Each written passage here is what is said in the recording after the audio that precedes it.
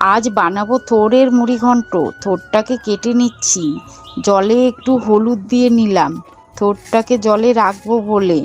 জলে হলুদ দিয়ে নিলে থোড় কালো হয় না। কড়াইয়ে তেল দিয়ে গোবিন্দভোগ চাল ভেজে তুলে নেব।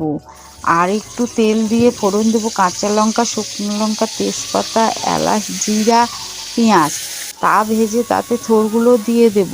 আর দেবো পরিমাণ মতন লবণ। হলুদ দিয়ে 2 মিনিট নেড়ে চেড়ে দেবো ভাজা গোবিন্দভোগ চাল। দিয়ে নেড়ে চেড়ে হালকা জল দিয়ে কিছুক্ষণের জন্য ঢেকে দেব। কিছুক্ষণ পর ঢাকা তুলে তা ভালো করে ভেজে নেব।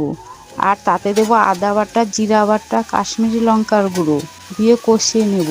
কষানো হলে দেবো স্বাদ মতো চিনি আর গরম মশলা দেব। দিয়ে নেড়ে চেড়ে 1 চামচ ঘি দিয়ে নেড়ে চেড়ে নামিয়ে নেব।